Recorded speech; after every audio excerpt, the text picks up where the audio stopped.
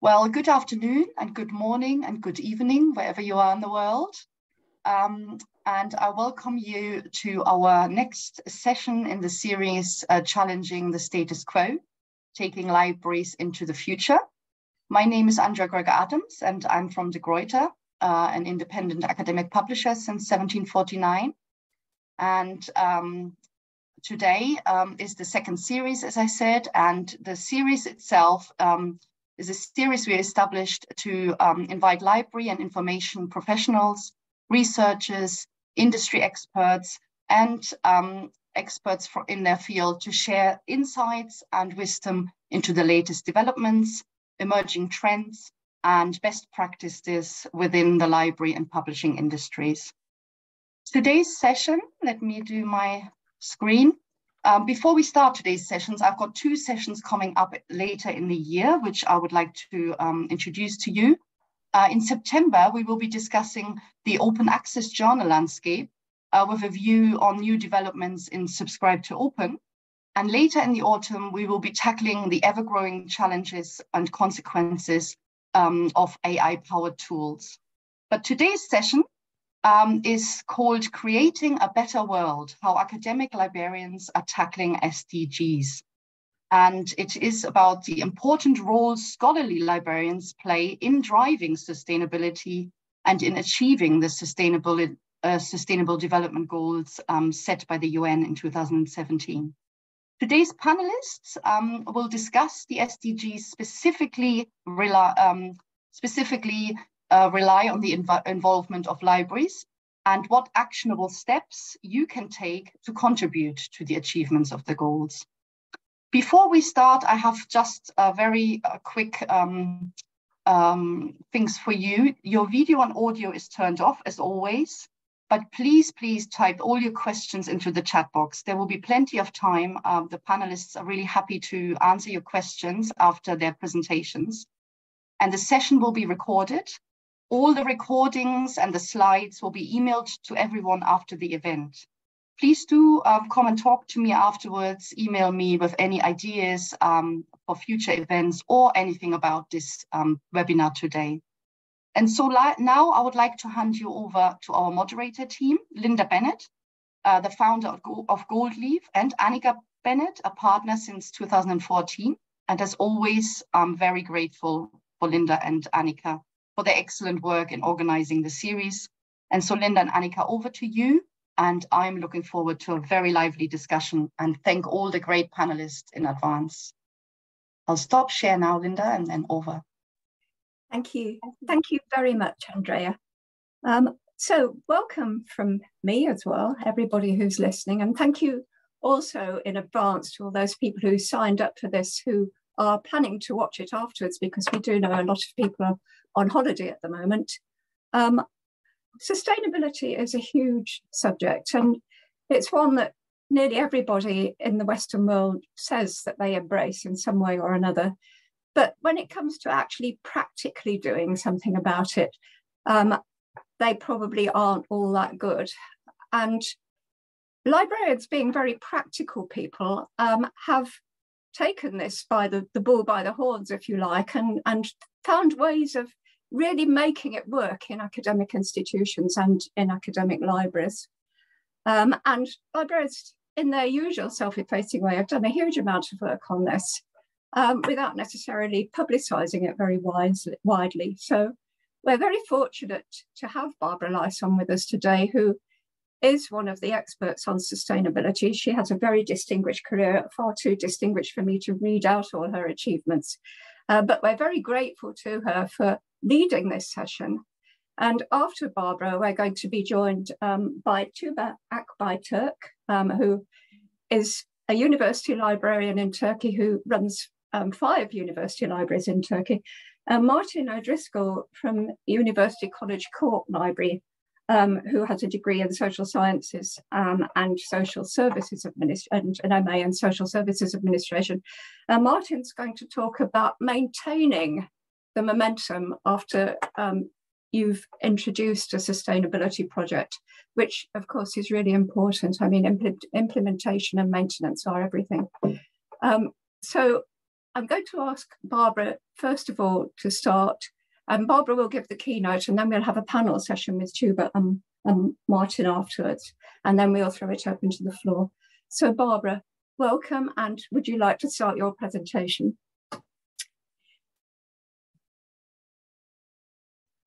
Thank you very much, Linda, and thank you everybody. Hello, for joining us in this webinar. Sustainability, as you just said, Linda, is a very important issue. I think from day to day, we see how important sustainability in all parts of our lives is. Actually, at the moment, I'm the president of the International Federation of Library Associations and Institutions. And this organization is working with the SDGs, with the Sustainable Development Goals for some years already, making aware the libraries and of course making aware the society about these goals and what can be done with these goals. Therefore, I would like now to combine a bit the activities of IFLA, the International Federation of Library Associations and Institutions, with some examples that I want to show you. These examples are not always best examples, I have to say, but sometimes it's good to see something which is not that optimal in order to compare and in order to be enhanced to do better. So, because it is the reality. What I want to show you is the reality. So now I share my screen with you.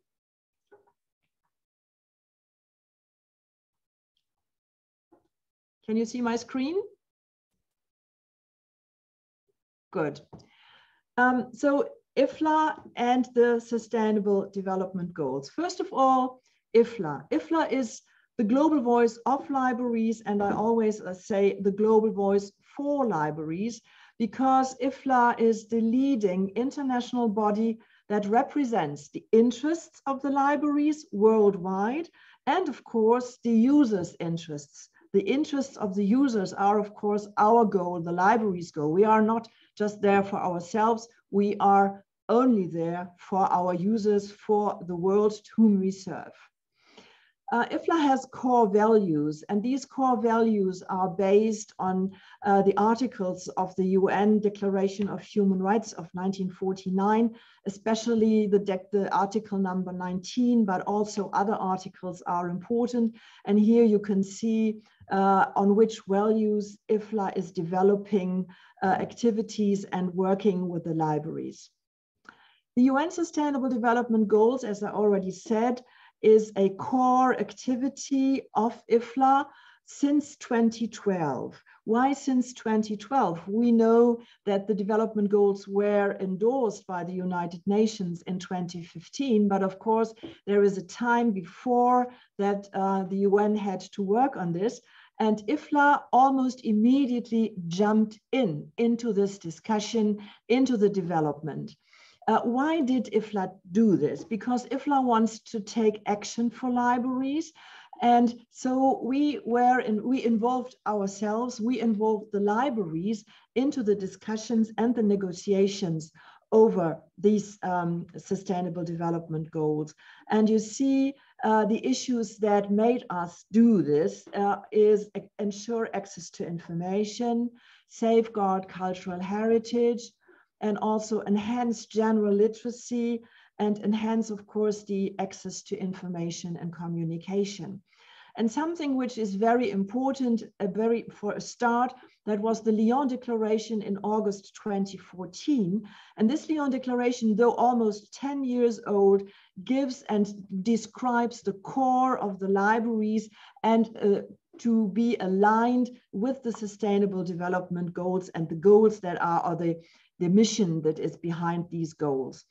So we were very proud that in 2015, our then president, Donna Schieder, spoke at the United Nations and spoke about the value of libraries that can help achieve the development goals. After that, IFLA immediately developed the so-called international advocacy program. And this international advocacy program, IAP, is still the background for many activities that IFLA does and that the libraries do. So the rationale why IFLA worked for this is that, of course, IFLA is always caring for the economic, social, and cultural rights of the people. And once that the society is developed, that people learn new skills, that also the development of the environment is also important for the libraries. And of course, libraries want to contribute that good governance and empowerment of people are supported. Therefore, IFLA decided to work on the Sustainable Development Goals together with the libraries. Next slide, please.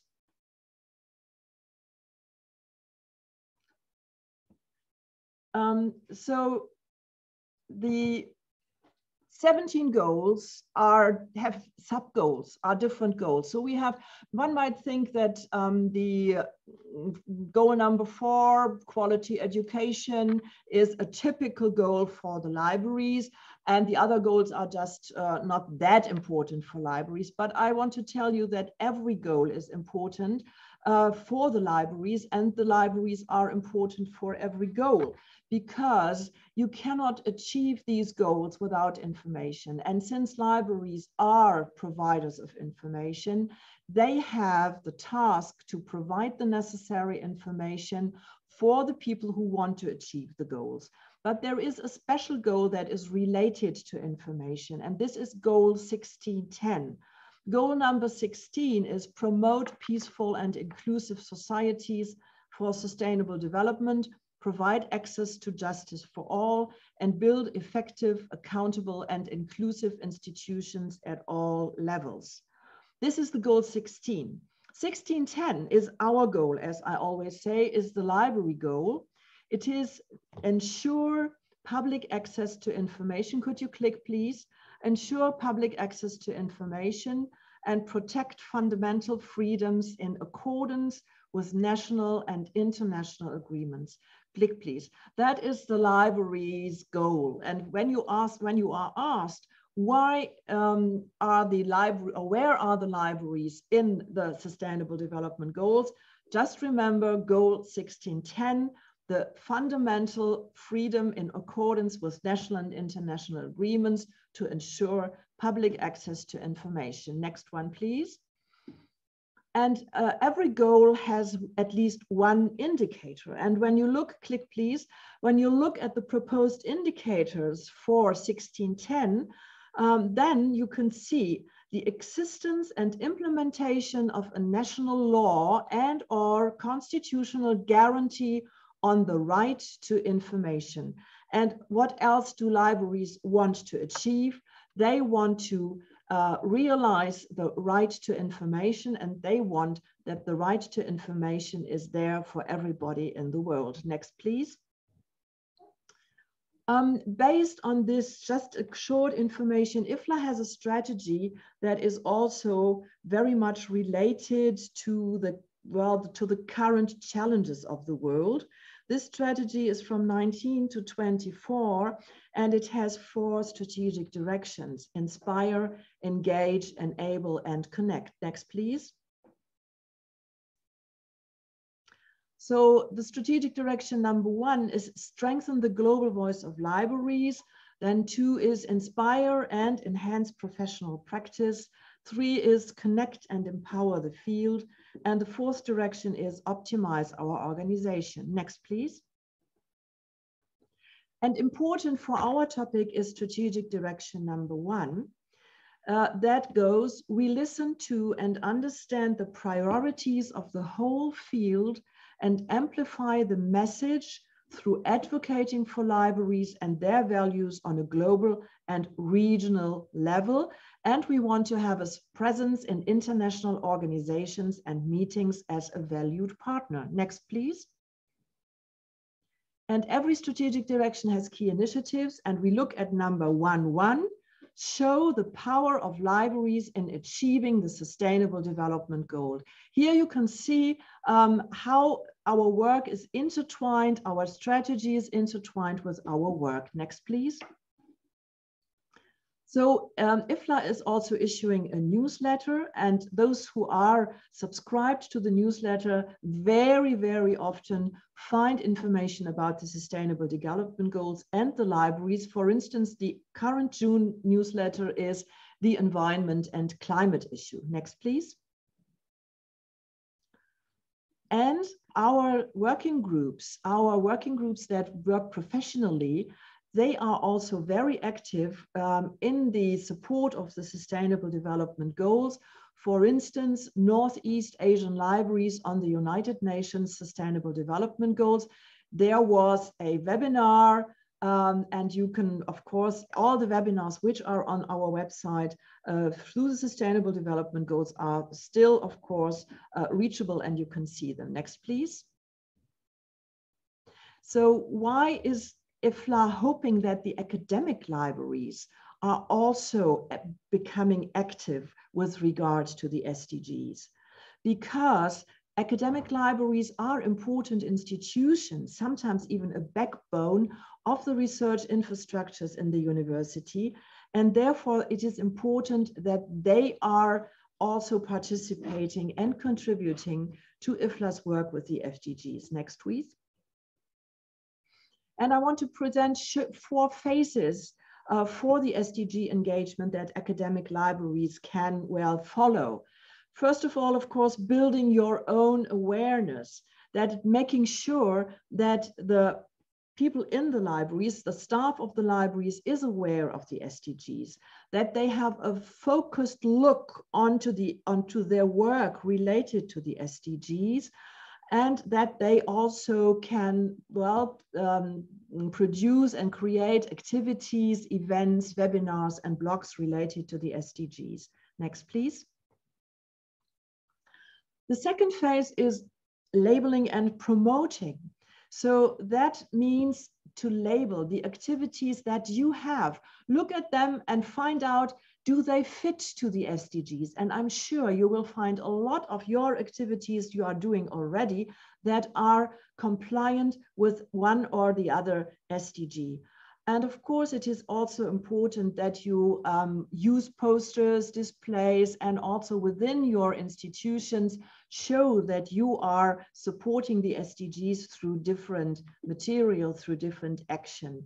And of course, invite campus members to work with you together on the SDGs. So that means organize workshop, internal or even external, and integrate the SDG in your strategic development. This is important because I come back to that. So it is important that in the university libraries, in the academic libraries, when you want to work with the SDGs, they become a part of your strategy. Next one. Number 3 is transforming. When you have done all this, then you should look, could I change something? Could I change operations that I'm doing in one way all the time? And now I rethink them and find out whether they are fit for the achievement of the SDGs or not. And then also bring together other players in order to achieve your goals and to make them aware that they could have goals that they also could achieve. So the SDGs, based maybe on the strategy that you have established, could be a starting point for action planning. Next, please. And the 4th phase is engaging. That is engaging behind or beyond the walls of your library. Go into national discussions about SDGs.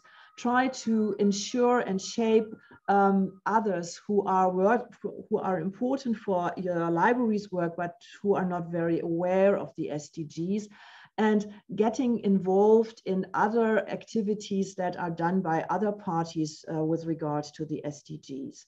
So that might also then, well, initiate a wave of SDGs engagement in your environment. Next, please.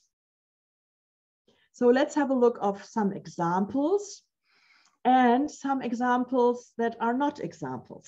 So let's have a look. Next, please. First of all, I would like to show you a group of IFLA, a working group of IFLA and SULIP. That is one of the 50 working groups of IFLA. And this group, this professional working group is, well, working on the environment, sustainabilities, and libraries. Therefore, the name SULIP. Next, please. And this group is very, very active. A lot of webinars, you can find them on the IFLA website when you look for SULIP. And for instance, on 2nd of July, there will be another webinar, Sustainability in Libraries, Buildings, Operations, and Partnerships with Users. So you find out many, many ideas, many things that you haven't perhaps thought about, you can also find on the IFLA website, especially in the SULIP group. Next, please. And you see the academic and research library section. This is what our webinar is oriented to. We have a section who is, well, working for the interests of the academic and research libraries. Next, please. And also they are active for the SDGs. For instance, there was a webinar, the IRL and SDGs, already in November last year, but it is still attainable, so you can get it on our website as well. Next, please. And some examples from special universities, very early, very well done. The University of Southern Denmark is very active in the SDGs. And you see also the webinar, the call to action, academic libraries. That is the webinar that I just presented to you on the IFLA website. Now here you can see it as the first slide. Next, please. So the University of Southern Denmark already in 2019 started to work with the SDGs, organized different groups, climate clusters, climate ambassadors, talked about inner sustainability of the university. And so in the science year 2022, they were focused on the SDGs. Next, please. Here you can see a picture of the University of South Denmark, and all these cubes, these SDG cubes are very popular in many locations that work for the SDGs. You can have these cubes in wood, in cartridge, and whatever it is. So if you would like to have these SDGs in cubes, they are very nice, and people are very interested when they see them, your customers, when they come. Next, please. And also the publishers are working on the SDGs, our very strong partners. They want, with their strategy, they want to incorporate the SDGs into the library's strategic thinking. So they want to support SDG research and make a world a better place, as you see, for the academic libraries. So our partners also are working on this, and we can also refer to them. Next, please. And you see there is the research guides that are established by libraries now. And for instance, here the University of Michigan, the library of that university, developed a research guide only for the SDGs. So it is all you can, on the left-hand side where you can scroll, not now, but where you could scroll, you see that there is research guides for all the 17 SDGs where you can find material. Next, please. And the University of Berlin, one of the universities of Berlin. I'm from Germany, therefore I have to bring Berlin, of course.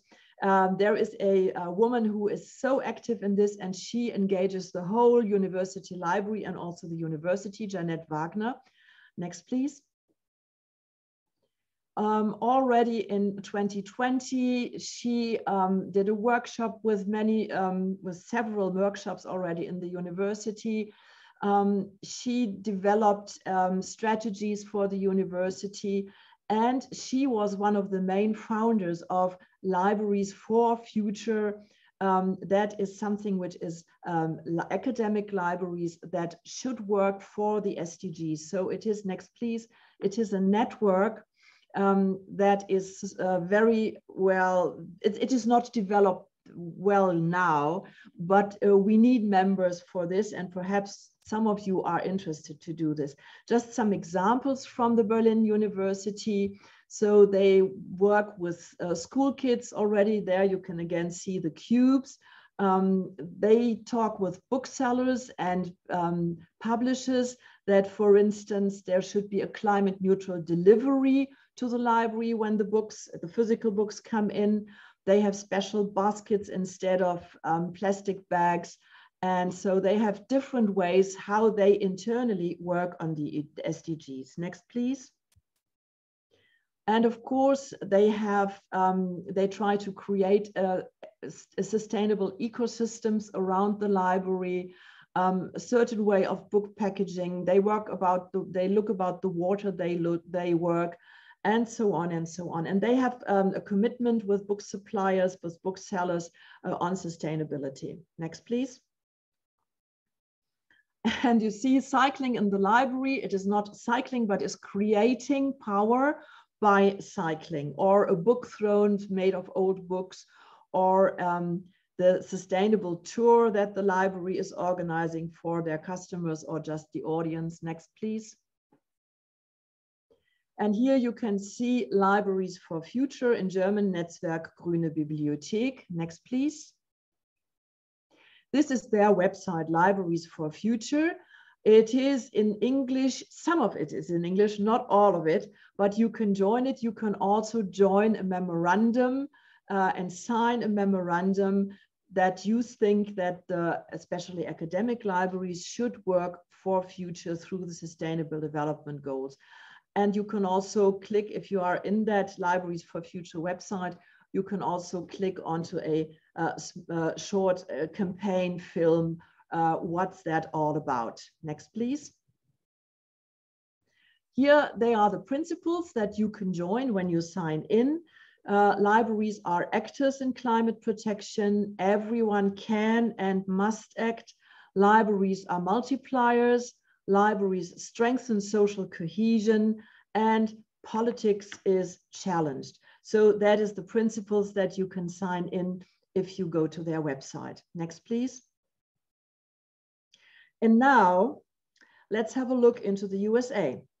I hope that there is colleagues from the USA in the audience, because I want to show you the results of a study about the participation or the commitment of US academic libraries to the SDGs. Next, please. In the Journal of Academic Librarianship, Sarah K. Treibelhorn wrote an article based on a research that she did. The article is Preliminary Investigation of Sustainability Awareness and Activities among Academic Libraries in the United States. Next, please. And I have to say, this article is very critical, unfortunately, very critical. For instance, in the abstract, you can read, it is from 2022, published in 2023. Therefore, this study assessed sustainability awareness and sustainability efforts and how they are measured in US academic libraries using a survey. Now, my screen is gone. Can you see mine still? The screen is gone. I can tell you from my screen, which I'm now clicking on. Can everybody else still see mine? Yes. Oh. Okay, so everyone can view the screen. That's good. That's okay. So yeah, now I can see it as well. And then these sentences are unfortunately important. Although a limited response was received, there was, I think, 13 or 15 universities responding. The results indicated that few libraries embraced sustainability holistically, with limited assessment of sustainability initiatives and little direction from leadership. However, for sustainable solutions, it is necessary for library leadership to recommit to their values, promoting a culture of sustainability through continual assessment to benefit their communities in the long term. Next, please. And what does this mean? Next, please. I show you some of the tables that are in this article. When you look at the sustainability in the mission statement, you can see that out of 13 rather big university libraries, only 3 have sustainability in their mission statement, and 4 of the respondents even were not sure whether the mission statements contain sustainability. Sustainability in library policies, that's better. So in the library policies, out of 13, 8 university libraries said, yes, we have sustainability in the policy. Sustainability budget is different. Out of 11, there were only 11 respondents. You can see that only 4 of 11, less than a half, had sustainability in the budget. Next, and when you look at sustainability committee in the library, there is only 6 that have a sustainable committee in the library, sustainability committee, and also only 9 said that there is no sustainability training in the library, 9 out of 13. Next, please. So the conclusion of SARA is that the survey indicated that the sustainability is a core value in the American Library Association's commitment. Not all libraries have embraced the sustainability holistically. And so there is obviously a limited understanding or awareness of the holistic approach of sustainability, or no prioritization from leadership. And so there is obviously, there is potential. In addition, the survey results indicate the primary focus that the sustainability was on the environmental aspects. But of course, a library, and as I said, these 17 goals are intertwined. They should not be looked at only separately. So her conclusion at the very end is that academic libraries need to embrace sustainability first by understanding what sustainability is, and second, they should consider all aspects of sustainability currently when they implement sustainability practices. Next, please. So this is also my personal conclusion.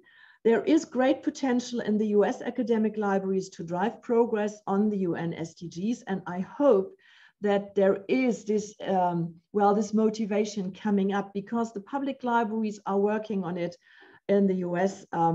They started to work on it and they are aware what they can do. Next, please. So let me close with a call for action, that everyone that is working in a responsibility for libraries should work for the SDGs, not only for the environmental and for the world development, but also to bring the libraries forward and to use the SDGs as an instrument, as a tool to show how important libraries are to society and to our world. Next, please. So that is the IFLA motto: let's be inspired, engaged, enabled, and connected. And with that, next, please, I thank you for your attention. And I hope that it was not too difficult to follow me with all these next, please. Thank you very much. Thank you very much indeed, Barbara. Gosh, that was a dense presentation. There are so many issues to consider. And thank you for summarising them all for us so clearly. I will take one question. I want most of the questions and the debate to take place after all the presentations, but I will take one question, and we have 2 questions here from Dr. Nihar Patra. I'm not going to take the first one at the moment because I think that Martin will probably elaborate on that about innovative approaches.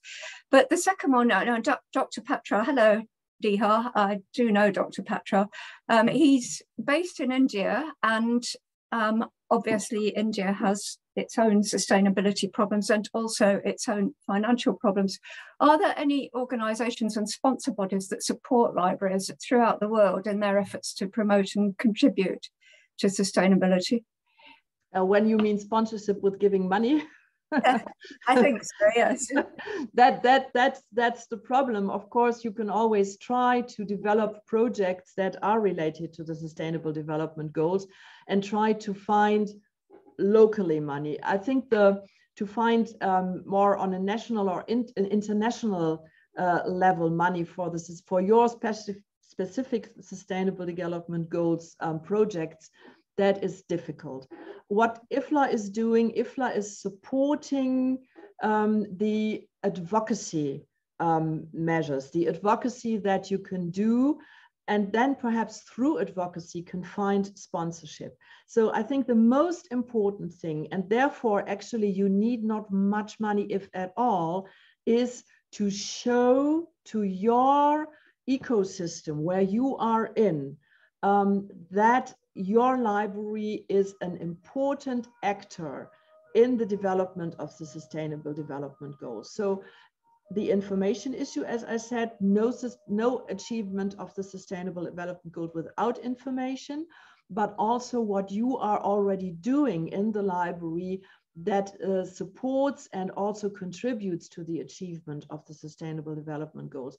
The most important thing is to show your ecosystem, your decision makers, your stakeholders, that the library is an important factor. And through that, based on that, you might get sponsorship. Thank you. Well, I will just field a small question of my own because it's relevant to this. All this means engaging very much in politics with both a small p and a capital P. And I don't think librarians are noted for that. No doubt you're a past mistress at it because you've been doing it for so long. But have you got any advice to people who are just about to embark on this rather thorny path of tackling politics in the wider sense and within universities? And I know that universities are themselves a hive of politics with a small p too. Well, I always think, I know that most of the libraries are very humble, very modest. They do a good work, but they are not talking about it. So the best thing is show what you're doing, never tell in which need you are. That is the worst thing you can do. Show what good you are doing and promote it to the world and be present. Be present as a person. Do not just write. Writing is not, well, you can write, but of course that is not very efficient.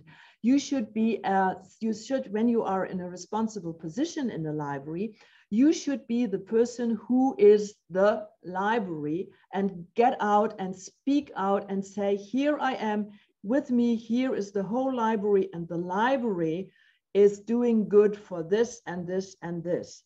And find testimonials who just specify what you are saying. So that is also very important. You need not proofs, and important is storytelling. Tell people a story about a student with whom you worked, about someone else to whom the library was very important in their professional or in their personal development. Storytelling to the stakeholders, to the politicians, is much more important than figures. Figures are important as well, but the combination of stories about personal lives and how libraries influence positively personal lives, and of course the big numbers that you have, combine them, that is very good. Thank you. And thank you again for a magnificent presentation, and I'm sorry about the glitches. Thank you very much.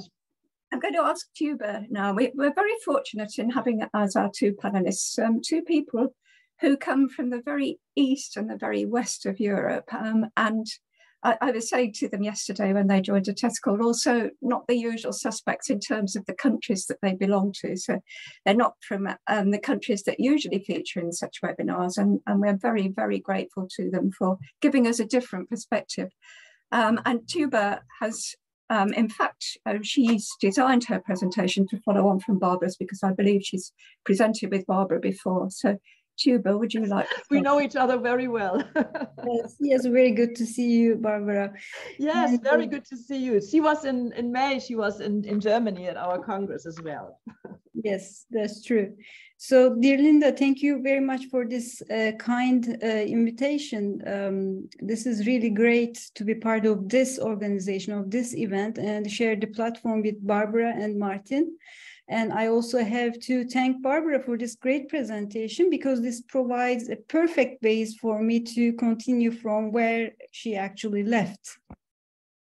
To me, IFLA, over the past 10 years, through projects, action plans, and events from its various organs, clearly showed its dedication to the UN SDGs and 2030 agenda.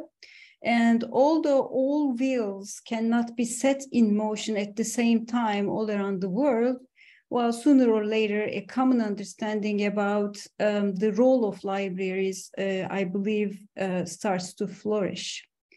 So as an example to it, I would like to talk about our story. It started about 9-10 months ago, when we have finally convinced University and Research Libraries Association in Turkey to establish a new chapter under their organization. And this new chapter is called Sustainable Libraries. And the chapter has 5 members from 5 different universities, including myself, and my colleague Ertuğrul Çimen, who is also the chair-elect for the IFLA Europe Regional Division, serves as the moderator at the moment. And according to our charter, we will serve for 2 years as a term. And then just by looking at emails we receive from librarians interested in joining this chapter, I'm pretty sure that the sustainability of this chapter is sort of guaranteed. So our mission is to advocate and mobilize action on SDGs among libraries in Turkey, and to orchestrate actually the decentralized efforts. So far, what we did, we tried to attend conferences in Turkey and provide a perspective for our colleagues. We launched a webinar series, and so far we hosted 2 speakers, and we have many more to come. We did a photo campaign on social media during the Turkish Library Week in March, and we are working at the moment on a poster presentation for WILIC 2023. And we are running a survey in 4 different countries for a comparative study. And these countries are Azerbaijan, Greece, and Bosnia, of course, as well as Turkey as the 4th country. So this group, this chapter has a dedicated website, and we have social media accounts to assure our social media presence. So as Linda mentioned at the very beginning, I work for Koç University, which is based in Istanbul.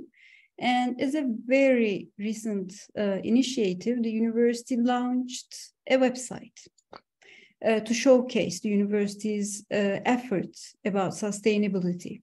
So this website, to me, it's my view, it's very academic.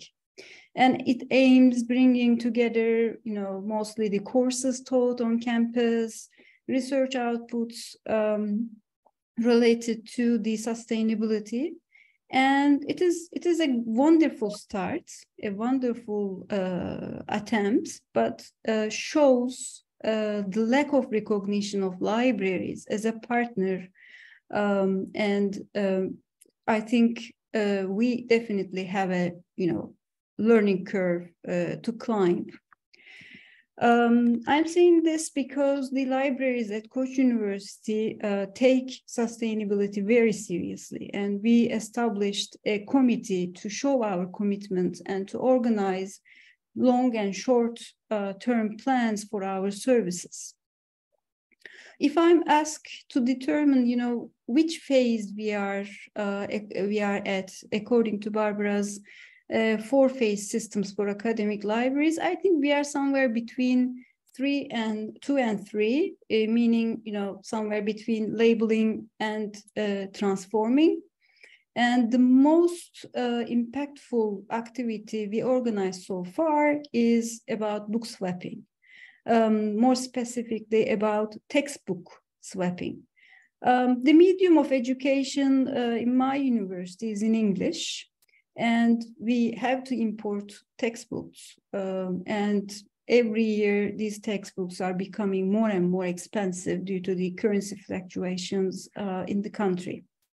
So to give the used books a second chance, we collect them from the students, and the students gain a digital badge against each book they donate to the system.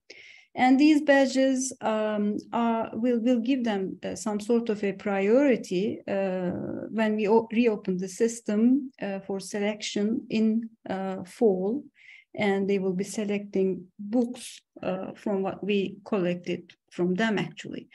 And this effort, encouraging responsible consumption, has also been included in the latest IFLA and SULIP newsletter. This is also a very, very recent news for us as well.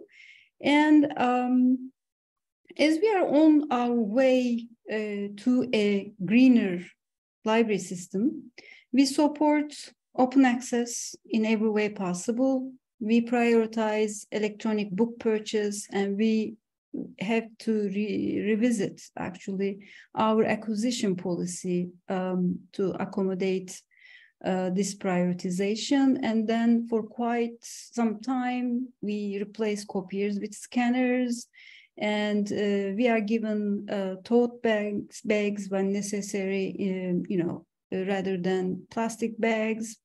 And we have a plan to go for an e-bag in 2024 for our International Library Staff Week, which is the one and only mobility opportunity for librarians, for international mobility opportunity for librarians in Istanbul. So if in the audience, if there are librarians looking for a mobility opportunity in Istanbul, please contact me after the event individually, and I will give more information on it. So what else? The group translated what is a library document from IFLA and SULIP, which was already translated into many languages. And if you don't see your own language listed here, please give it a try, because it's really, rewarding. Also, as a group, we really don't want to limit our activities to the environmental aspects of SDGs. So to do so, we are creating more LibGuides related to 17 SDGs, and we label them accordingly. So you see here on the screen one example of them, which is about gender equality. So we collaborate with our gender equality coordinator on campus to organize, for instance, dedicated book club activities. We also planned another event with Wikipedia Turkey, which has been a good partner of us over the years, to increase the number of entries available in Turkish or available from Turkey. Unfortunately, we had to postpone this event to the fall semester due to the earthquake disasters we had in Turkey back in spring. We organize board game days in the library. Students love it really. And we dedicated one of those board games day to the Marmara Sea game, which is about the pollution we observe actually, and unfortunately, in the Marmara Sea at the moment. We also care about the mindfulness of the students and also the other groups present on campus. And we organize yoga to mandala sessions in the library throughout the semester. As I approach to the end of my presentation, I would like to tell you a little bit about other efforts from institutions outside Koç University. Here's one. This is Rami Library, which is the first important attempt from the Ministry of Culture and Tourism, and the historic Rami Barracks from early 1800s has been restored with its original details as the Rami Library. And it took quite a long period of time because of the meticulous and detailed construction work, but now this is the largest library in Istanbul, and it deploys water quality monitoring, energy efficiency systems, and they received Biosphere Sustainable Museum certificate in 2023, right after their opening, and as a result, I believe, as a result of their hard work and dedication. So one other example I would like to share is the Agro Library opened in Uşak. Uşak is a small town in the Aegean region of Turkey. And this project is sponsored by UNDP. And I think this photo speaks for itself. Yeah, well, as I conclude, I would like to express my hope for our simple efforts to be a leverage to build networks and connections about libraries and librarians around the world. And I thank the Gruyter for this opportunity for starting the conversation. And I thank the audience, of course, for their attention and for being with us this evening. Thank you very much. Thank you very much, Tuba. That was an inspired presentation. And thank you for raising the broader issues of sustainability as well. The UK Publishers Association has a 17-point sustainability plan. And a bit like what you said about inclusivity, one of its points is that publishers should not engage in human slavery. And it's actually incredibly difficult for publishers to follow the supply chain all the way along and make sure that they're not employing, or they're not using products that employ anyone who hasn't got proper remuneration, proper working conditions. So thank you for raising that. I have one question here. Eileen Tom has said, I'm sorry, I didn't get quite what Tuba meant about biomobility when she asked those interested to get in touch. Could you explain that a bit more, please? I couldn't follow the question. Could you repeat it, please? Right. Is it on the chat? I couldn't quite get what you meant by mobility when you asked those interested. Mobility. So actually, it's not about sustainability, of course, because it requires traveling. But you know, we have a Erasmus Mobility Week we organize every year, and maybe for those not from Europe and the neighboring countries, Erasmus Mobility Staff Exchange Program can be new. So this is just a program from European Commission allowing us to visit different institutions around Europe. So what we do, we organize a week at Koç University, and we host a week-long program for librarians from mostly Europe. And normally we distribute paper programs and things, but we decided not to do so. And starting from 2024, we will go for e-bag and everything, you know, all the details about the program, maps, this and that, whatever they may need as a participant of the program. This will go as an e-bag. So there will be it will be a paperless program. So that's what I wanted to explain with it.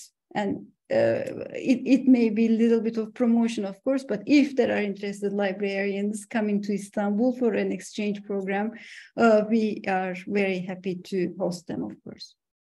Thank you. And thank you again for a brilliant presentation. And last but not least, we have Martin. And Martin, you won't mind my saying, I'm sure he's an old hand at sustainability projects. He's well known in Ireland. And he actually chose the topic that he wanted to speak on himself. And I felt that it was heartfelt, that he knows that although people have all these great ideas about sustainability and they jump on this bandwagon and initiate all these projects with enthusiasm, but it's actually maintaining them that really matters. So Martin, would you like to enlighten us? Thank you. Hello, everybody. Thanks very much for having me. I hope you can all hear me clearly. I'll just share my screen here. And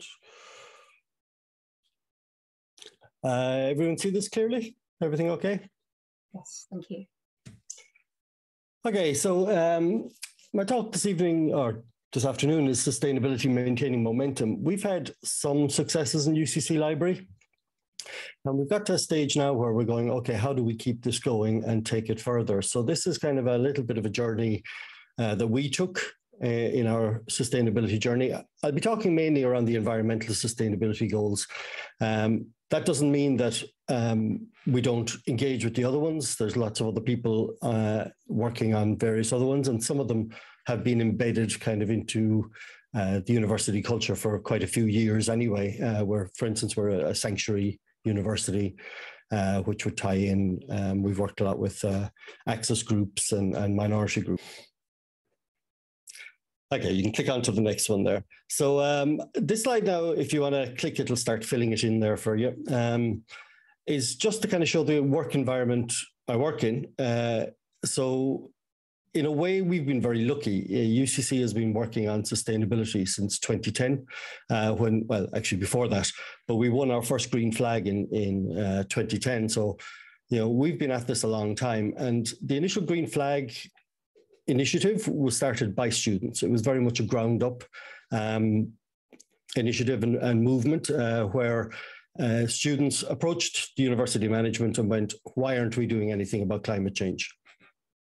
Luckily, they got a receptive ear at the time. And one of the students who started that way back in 2010 is now our sustainability officer. So after going through college and getting her PhD, she's now employed here as a sustainability officer. So it's an old university, 170 years old, opened in 1849 with 115 students. We've got about over 24,000 now. As I said, we've got a green flag, which we've renewed 4 times now, which of course requires constant monitoring and updates. We're ranked 8th in the world for impact as measured by the Irish Times Higher Education, the Times Higher Education World University Impact Rankings, 9th globally in the UI Green Metrics. We received ISO 50001 certification, and then we've also got a gold star from the Association of Advancement of Sustainability, first one outside of the United States. So it's a very conducive environment to implementing sustainability strategies. You won't get much resistance from senior management in this university, which is really beneficial. It would make life very difficult if you're trying to do it without support from senior management, whether at a library level or in a wider institution. So we've been very lucky. So if you want to click on there to the next one. And click again. So this is our journey. It started, if you want to do another click there, back in 2016. UCC had employed an energy manager, a man named Pat Meehan, and he was working in buildings and estates that manage all the infrastructure on campus. And they were looking at the library going, okay, this is a very large building in the center of campus. It consumes vast amounts of energy, uses an awful lot of water, and is one of the busiest buildings. So he approached the library with what he called the Save or Save scheme. It was basically a scheme based around the polluter pays, but he didn't like the term polluter pays because he thought it had negative connotations. So his idea was save or save. So we were benchmarked at that time in our energy usage. And the plan was any savings we could make would be reinvested back in to green initiatives within the library. It meant that we would, if we could make savings, that we would get that money back, which we could then reinvest into more green initiatives and keep the momentum going. It's a really good scheme. And since he's rolled it out here, he's rolled it out across an awful lot of, about 8 or 9 different buildings across campus now. He was a little bit cunning in his plan because his idea was, if I can get the library to do it, it being busy with quite a lot of staff, with all those students, then I can turn around to every other building on campus and going, what's your excuse? They can do it in the library. So he was very much using us as a stalking horse, but we were quite happy to be used in that manner. So if you want to click on again there. So we formed a sustainability committee. It comes from, and it was originally called the Green Team, but it's changed its name since then. And it was drawn from across all the various sections within the library. So it was a broad range of employees were working on it from all different levels and working in all different areas. If you want to click on there. So we started implementing energy saving measures as the first thing. It meant doing a kind of an evaluation of the whole building, and there was a lot of things that were found. Our ventilation system wasn't properly balanced, our heating system was out of whack, and that was wasting an awful lot of energy. So we started tackling those kind of low-hanging fruit, easy things to fix, things that probably should have been fixed years before, but because nobody was looking at them, nobody really knew that they needed to be fixed. But if you want to do the next click there, we realized quite quickly that energy was just too narrow a focus, that we had other issues that we had to tackle, including waste, water, and implement cultural change if we could into our users. So if you want to click on again there, what we did is we developed a sustainability strategy and an action plan, and that ran up until 2022. So it is now gone, out of date. And as part of that, we kind of formed a social contract with our users. And the whole idea was we will do our best to provide you with a modern, clean, healthy building, and you do your part to keep it that way.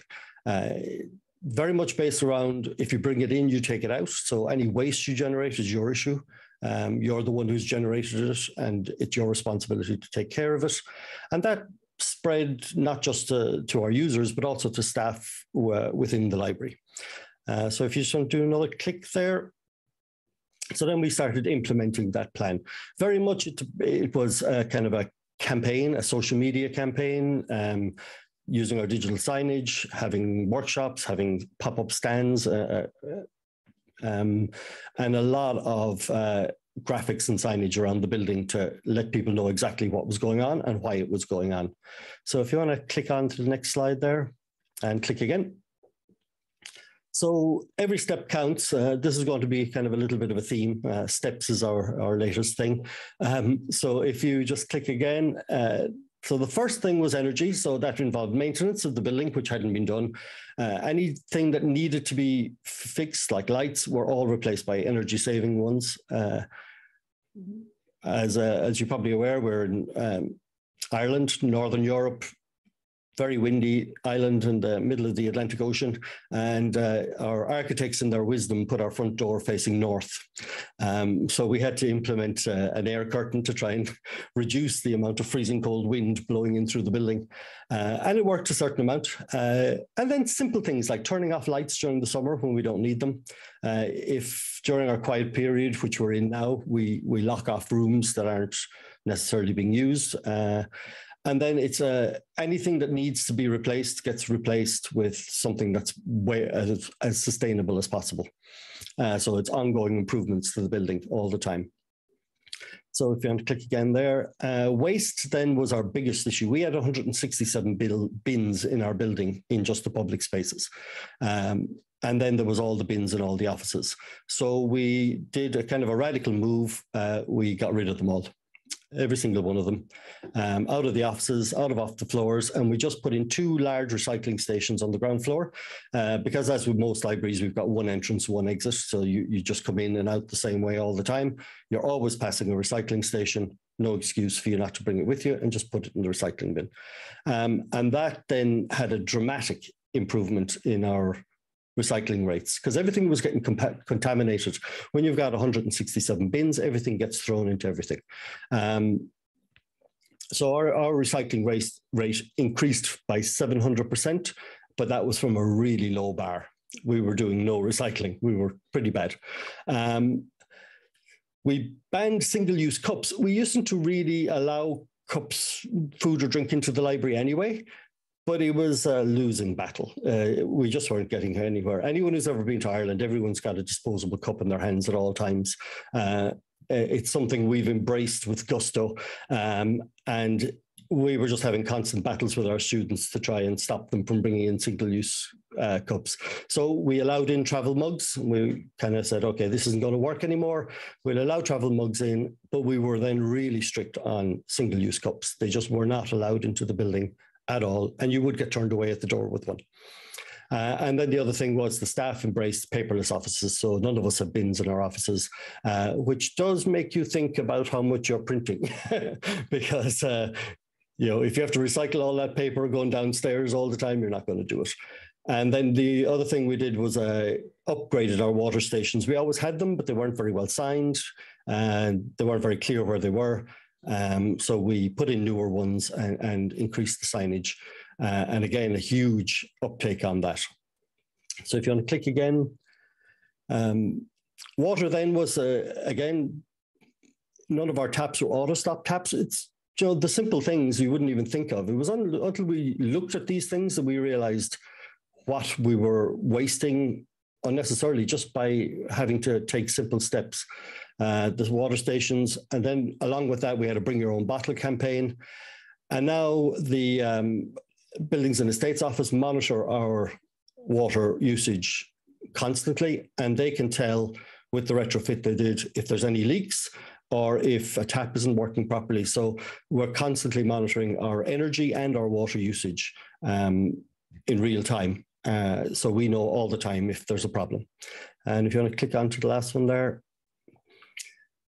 And then to change the culture, I don't think we can really claim huge credit for this, because I think it's a cultural change is happening anyway at a kind of a national and international level. But I think we've played a little bit of a part. Our banning of single-use cups certainly had an impact and had an impact college-wide, and people began to see that this was absolutely a possibility and that it can be done. And the constant reinforcing of the messaging is really important, just to let people know all the time what you're doing and why you're doing it, and that it's in all our interests to do this. And then along with that, we also had education. So we had people coming in talking about recycling and showing people what can be recycled, what can't be recycled, and just having constantly, you know, pop-up events that let people know about what's going on, and working very closely with the wider UCC community and our sustainability colleagues across campus. So if you want to click on to the next one there. So click again. So the impact in numbers, we've saved 918,000 kilowatts of energy. If you want to click again. And the savings from that was 65,000 that were reinvested back into the building in other green initiatives. 1 million litres of water conserved, plus now because this was taken a few months ago. And if you want to click on again there, because we got rid of all the bins, each of those bins had a plastic bin liner in them. So we've saved over 250,000 bin bags that were just going to landfill constantly. And then the last one there, if you click again, and that then is from our refill stations, so the water refill stations. So that's 1 million plus refills.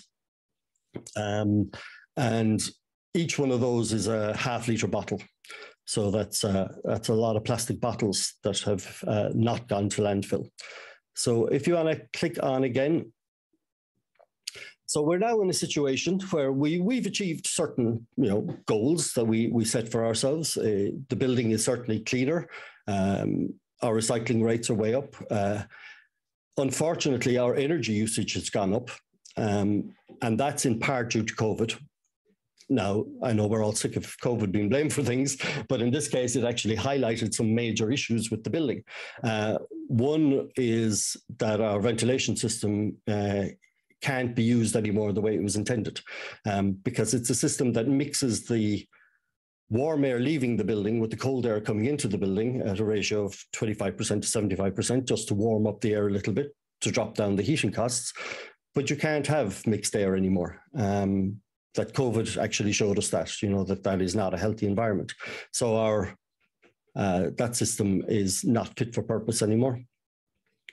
And then other things that have happened is that we have been given a certain amount of credit for this initiative, in that the whole campus has now gone plastic free. So we don't have to worry about plastic bottles anymore because they're just not sold on campus.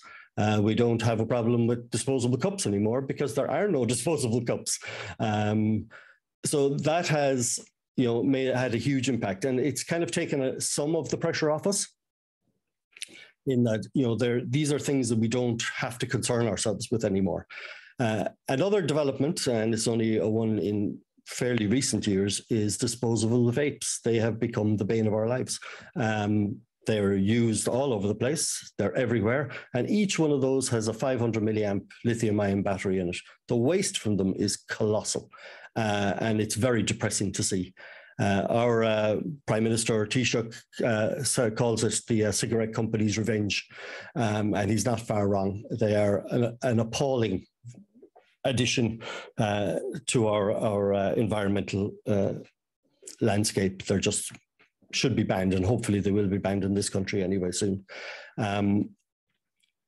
So in order to kind of counteract that and to encourage people to recycle them at least, we've had to put in more battery bins, because these were just filling up with disposable vapes very, very quickly.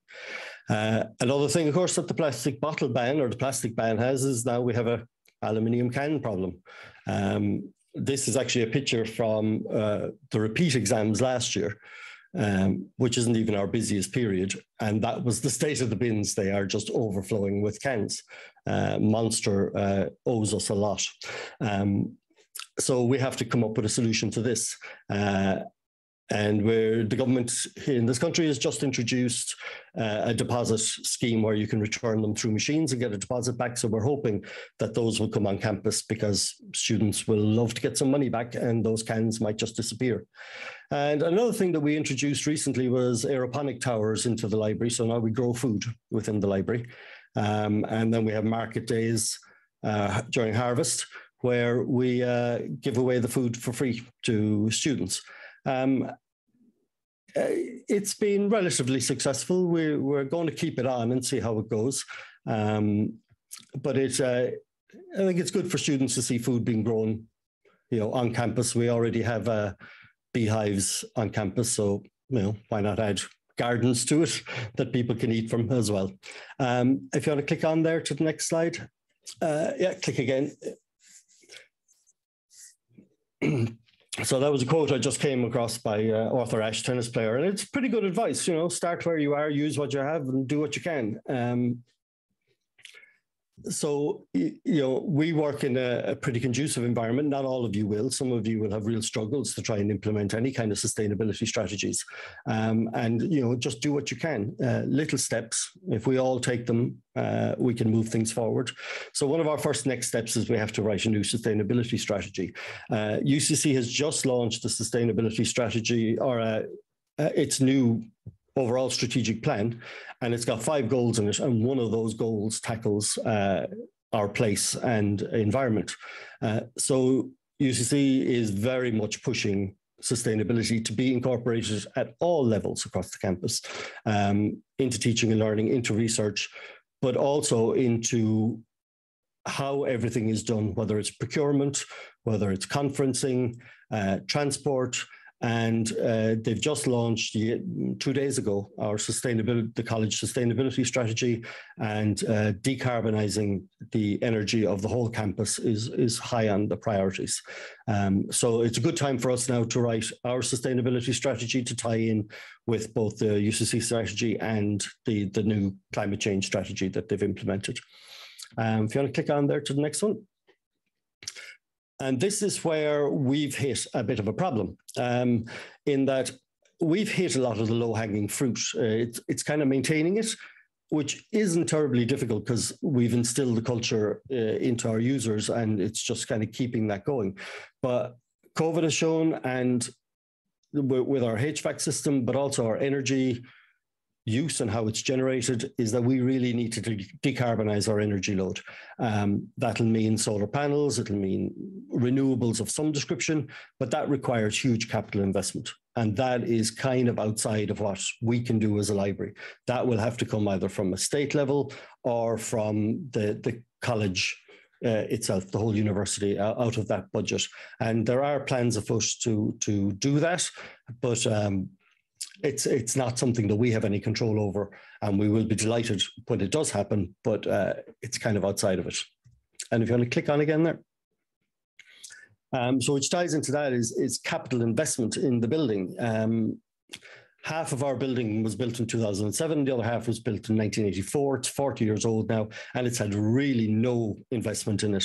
So it's got old windows, it's got very poor wiring, it's 40-year-old everything, including the furniture. So that's going to need some major capital investment, and that'll play in as well to the HVAC system have to be replaced. So again, you reach a certain point in this journey, and then the bills start to stack up, and they're larger bills or outside of the remit of a library to tackle.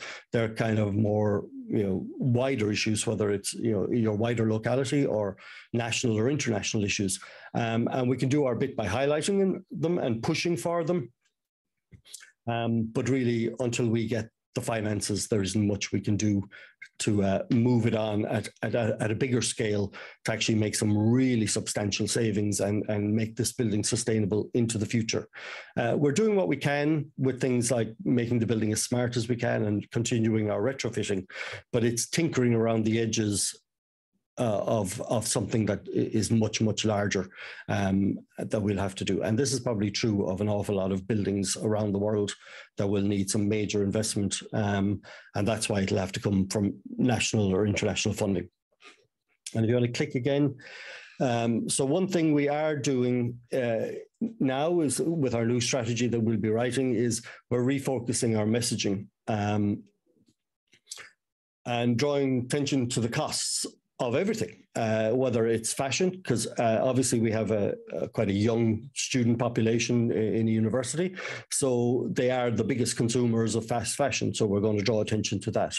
The irony of all of us moving to a digital world is that now we're going to have to start focusing on people's digital carbon footprint.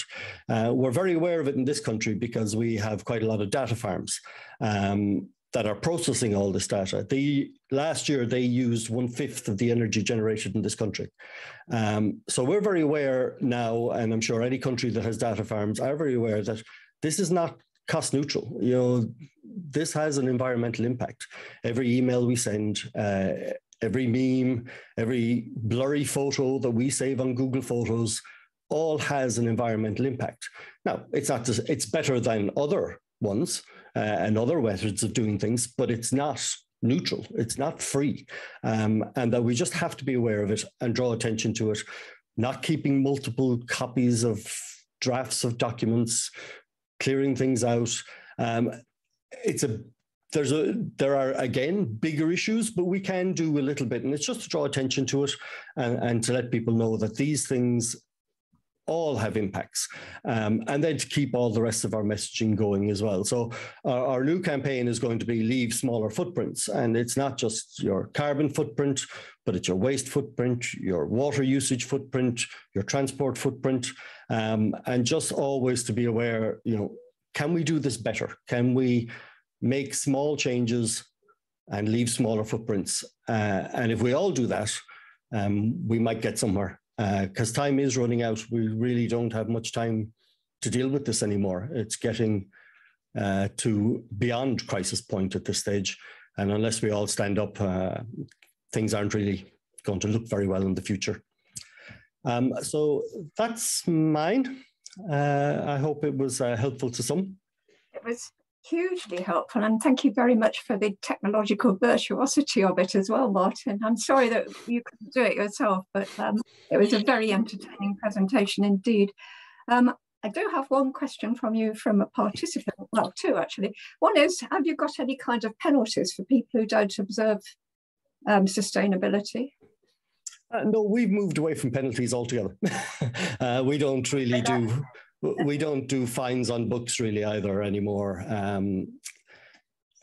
We decided that, you know, surely the best place for a book is in a reader's hand. So we don't really fine people for anything. Now we do pull people up on things, but mainly it's about, you know, just getting message across and encouraging people to do the right thing. And generally they do. I've heard many students these days, you know, telling their friends, oh no, you put it into that bin because that's the right bin for it to be recycled in. Yeah, so no, we don't penalize anybody. So I have got several questions here, but I think I'm going to ask, because we haven't got much time left, I'm going to ask all three speakers to join in on these questions now. Incidentally, Martin, thank you for mentioning Ash, because I noticed that they're using sustainable cups at Wimbledon this year. The water bottles are sustainable, but I also noted that they're issuing 6 to 8 to each player, which strike me as being very sustainable. And apparently you get 2 more if you play doubles as well as singles. So if you would all like to come back, please. Thank you very much for doing that, Annika, for taking over there. Annika's not entirely well today, so thank you. I think we might be saying goodbye to you now. Sorry, let me find the questions. Is there a difference? Can I ask you all this? Can you come in as well, Tuba, please? If you're there. Is there a difference between green libraries and sustainable libraries? That's one of the questions we've got. What do you think, Barbara?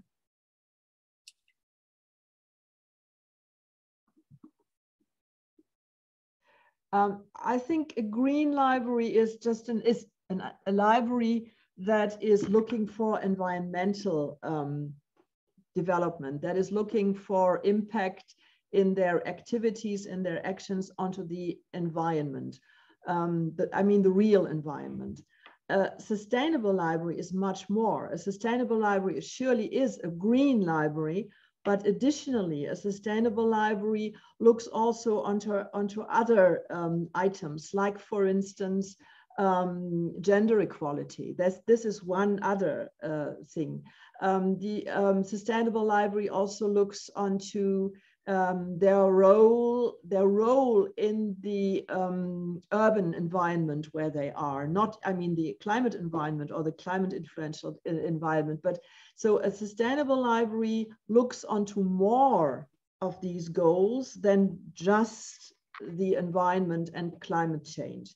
Then that is, I think, that is very important to differentiate. The more social impacts that are also indicated in many of the other sustainable development goals than just, which is important, of course, than just the environmental impact. That's my opinion.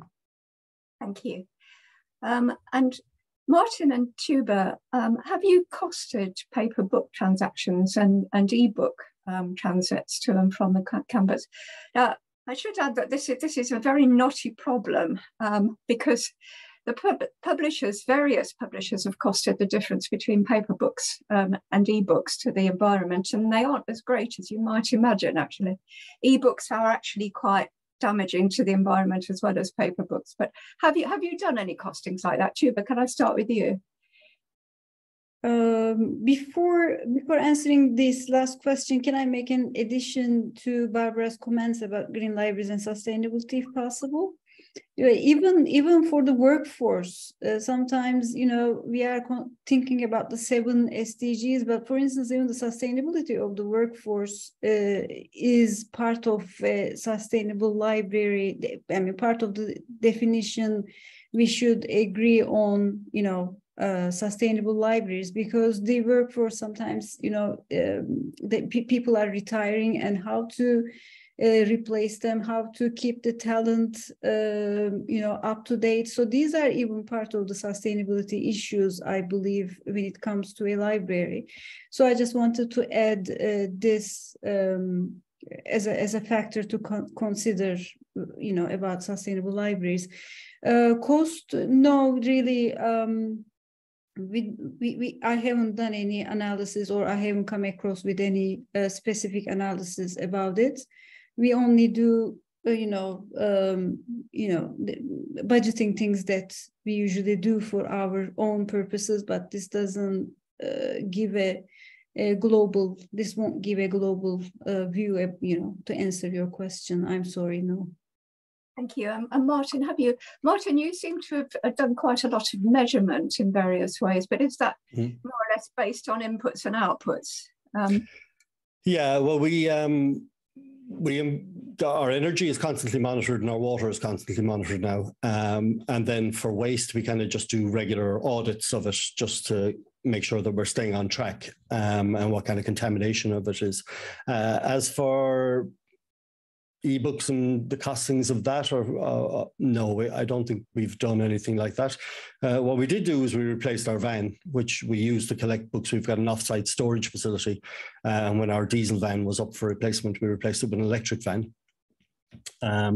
which of course has made huge savings, and the people who use it and drive it love it. So that's one saving that we didn't make in that.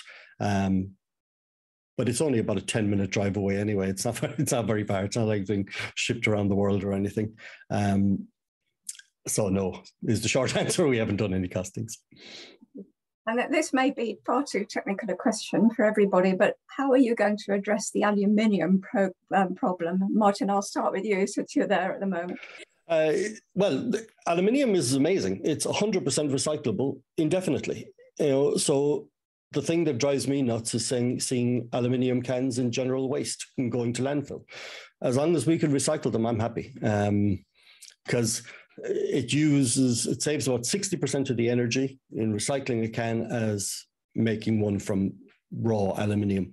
So, you know, recycling aluminium, if you never do anything else in your life, make sure that you always recycle your aluminium cans, because they'll just keep going. The turnaround is, it's off the top of my head, about 3 weeks from when a can goes into recycling to when it's back out on the shelves as another can. It really is a very efficient system. So recycle your aluminium cans. Thank you. And so, Tuba, I think Martin's answered that question. I'm going to ask you, you're fairly new to a sustainability program. Have you met any resistance from the university about it, either passive resistance, people just not doing it, or people actively criticizing it and feeling hostile towards it? Well, I actually partially answered, I think, this question in my presentation, because, you know, I can't call it as a resistance, but the shortcomings in the inclusiveness of the website that I showed you from the university as a new initiative, this tells me that the efforts from the libraries are not heard enough on campus. And but I don't see it as a problem.